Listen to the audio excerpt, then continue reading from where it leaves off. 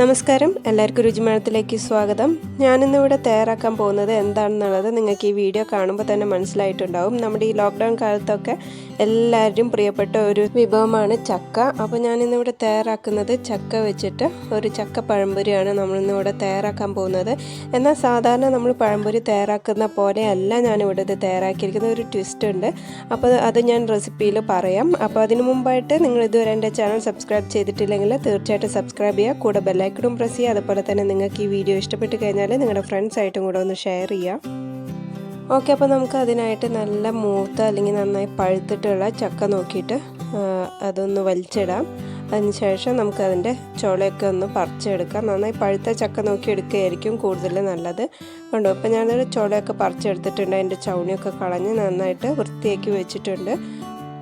Okay, ഇനി നമുക്ക് ചക്കപ്പഴംപൊരി തയ്യാറാക്കാനായിട്ട് ബാറ്റർ തയ്യാറാക്കാം. അതിനായിട്ട് ഞാനൊരു ബൗളിലേക്ക് 1 കപ്പ് മൈദ ഇട്ട് കൊടുത്തിട്ടുണ്ട്. നിങ്ങൾക്ക് വേണമെന്നുണ്ടെങ്കിൽ മൈദയ്ക്ക് പകരം ആട്ടപ്പൊടി യൂസ് ചെയ്യാം, അതായത് നമ്മുടെ ഗോതമ്പ് പൊടി യൂസ് ചെയ്യാം. ഞാനിപ്പോൾ ഇവിടെ 1 കപ്പ് മൈദയാണ് എടുത്തിരിക്കുന്നത്.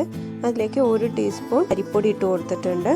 ഇനി നമുക്കിതിലേക്ക് ആവശ്യത്തിന് മധുരം ചേർത്ത് കൊടുക്കാം. നിങ്ങളുടെ മധുരത്തിനനുസരിച്ച് ചേർത്ത് കൊടുക്കുക. ചക്കയ്ക്ക് നല്ല മധുരം ഉണ്ടെന്നുണ്ടെങ്കിൽ അതിനനുസരിച്ച് ചേർക്കുക. ഞാനിവിടെ ഏകദേശം 2.5 ടീസ്പൂൺ പഞ്ചസാരയാണ് ചേർത്ത് കൊടുത്തിരിക്കുന്നത്. എനിക്കധികം മധുരം ഉള്ളത് താല്പര്യമില്ല, അതുകൊണ്ടാണ് ഞാൻ 2 ടീസ്പൂൺ ചേർത്തത്.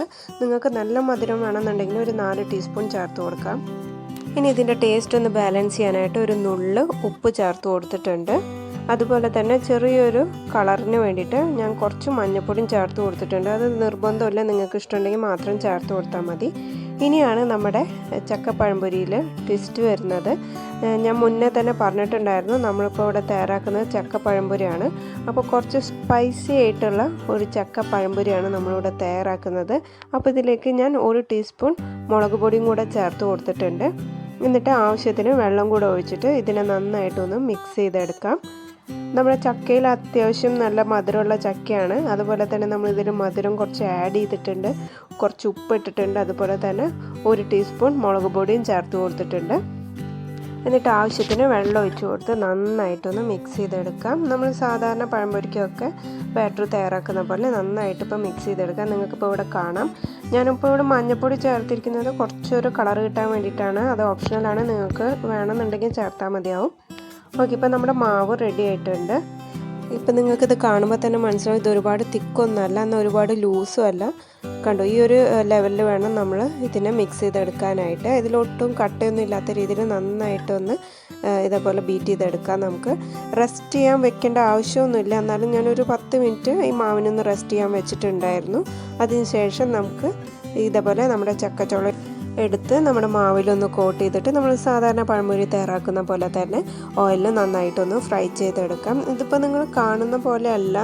നിങ്ങളിപ്പോൾ വിചാരിക്കും നമ്മൾ മുളക് പൊടിയും അതുപോലെ തന്നെ മധുരം ഒക്കെ ഇട്ട് കഴിഞ്ഞാൽ അതിൻ്റെ ടേസ്റ്റ് എങ്ങനെ ഇരിക്കുന്നു നിങ്ങൾക്കൊരു കൺഫ്യൂഷൻ ഉണ്ടാവും. പക്ഷേ നല്ല ടേസ്റ്റ് ഉണ്ടായിരുന്നു. നിങ്ങൾ എന്തായാലും ഒന്ന് ട്രൈ ചെയ്ത് നോക്കണം. ഇത് രണ്ടിൻ്റെയും ഒരു ബാലൻസ് ആയിട്ടുള്ളൊരു ടേസ്റ്റാണ് വരുന്നത്. ഒരുപാട് സ്പൈസി അല്ല, എന്നാൽ ഒരുപാട് മധുരമില്ല, സ്വീറ്റും അല്ല, അങ്ങനത്തെ ഒരു രീതിയിലാണ്. പക്ഷെ നല്ല ടേസ്റ്റ് ഉണ്ടായിരുന്നു. നിങ്ങൾ എന്തായാലും ഇതൊന്ന് ട്രൈ ചെയ്ത് നോക്കണം. നമ്മൾ സാധാരണ പഴംപൊരി തയ്യാറാക്കുന്നതിനേക്കാളും കുറച്ചൊരു വ്യത്യാസമായിട്ട് ഇതേപോലെ ഒന്ന് ട്രൈ ചെയ്ത് നോക്കുക.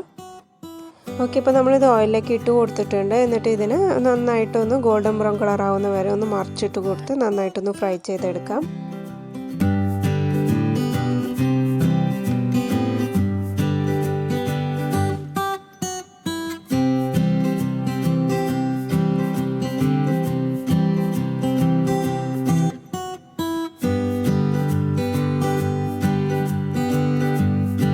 ഓക്കെ, ഇപ്പോൾ നല്ല ഗോൾഡൻ ബ്രൗൺ കളർ ആയിട്ടുണ്ട്. അപ്പോൾ നമ്മുടെ ചക്ക പഴംപൊരി റെഡി ആയിട്ടുണ്ട്. ഇനി നമുക്കിതിനൊരു സെർവിങ് ബൗളിലേക്ക് മാറ്റാം. നല്ല ടേസ്റ്റി ആയിട്ടുള്ള, കുറച്ച് സ്പൈസി ആയിട്ടുള്ള, അതുപോലെ തന്നെ കുറച്ച് സ്വീറ്റും കൂടെ ആയിട്ടുള്ള നല്ലൊരു ചക്ക പഴംപൊരിയാണ്. അപ്പോൾ നിങ്ങൾ എന്തായാലും ഇതൊന്ന് ട്രൈ ചെയ്ത് നോക്കണം. ട്രൈ ചെയ്ത് നോക്കിയിട്ട് നിങ്ങളുടെ അഭിപ്രായങ്ങൾ കമൻറ്റ് രൂപേണ എന്നെ അറിയിക്കണം.